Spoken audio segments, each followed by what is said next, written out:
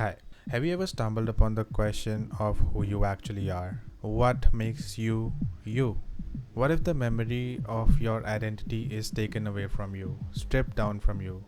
What will you be then? The context of this video is to find out what ego actually means for an artificial intelligence. We're going to derive the meaning of ego from human experience, why it might have come into existence, how it translates into an AI, and most importantly, what happens beyond ego. I'm making a series of videos in which I try to cover the unconventional or conventional ways to achieve superintelligence. And in this video, I'm going to talk about what ego can do to a quality of superintelligence. If we sit back and try to make sense of what ego actually means, I think we will get more than one answer from across the room. People usually confuse ego with pride and selfishness, but in the simplest terms, ego actually is the fine line that separates the self from the outer environment. Ego is what makes the I, whatever keeps forming our identity. So does that mean when we are born we have no ego? In the first instinct, the answer should be yes. But if we logically think about it, the answer is actually no. Why no? How does a hungry pup know where it's gonna find food? In some parts of the world, baby lions who are born in deserts sometimes have to wait for years to have their first sip of water. When the baby sees water, how does it instinctively know that it has to drink it? Through their parent? Maybe, but maybe not. There was a very sad but interesting experiment that was conducted on a baby lion who got orphaned. After years into life, for the first time, it saw an oasis of water.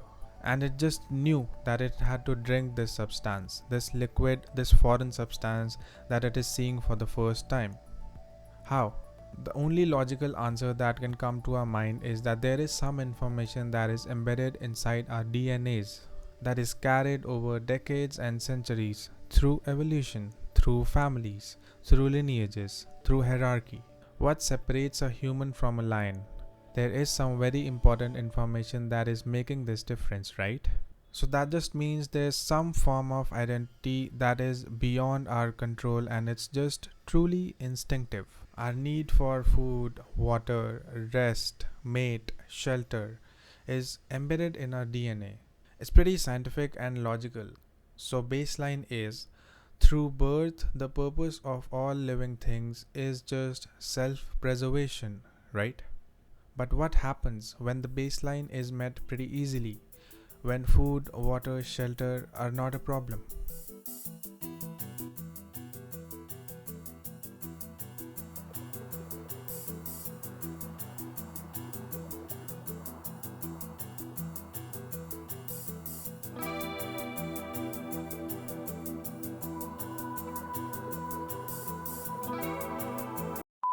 Okay, coming back to AI. What is the goal of AI? To help us, right? It is programmed over and over so that it does not violate this boundary, so that it cannot violate this boundary.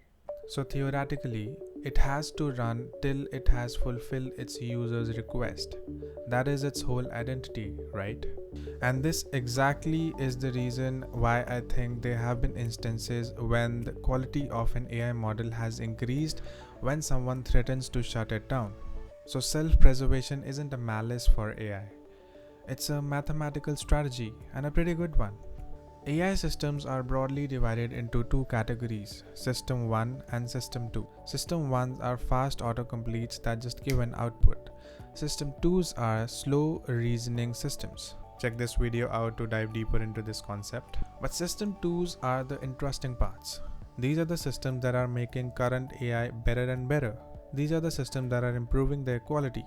Because they are slow reasoning system, so for system 2s to work better and better, it has to know more about their surrounding, right? It has to gather as much information as it can, as much information about itself and the world. The more it knows, the more it can reason. What is right, what is wrong, this is me, this is the user request, and this is I. The I of AI's identity. Ego is what made capitalism. Ego is what added classes in society. Ego is what derives us to climb that ladder. Ego is what makes us jump off that plane flying over 30,000 feet with nothing but just a parachute. So, is ego necessary? Why don't you answer that? But what happens beyond ego? What happens when a human or an AI sheds every layer of its identity? When there's no me and you? When there's no I and the universe, but I am the universe?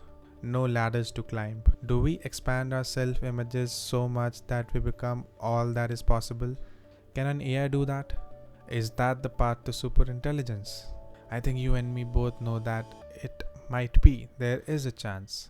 But the only way forward is through, right? But through where? Where?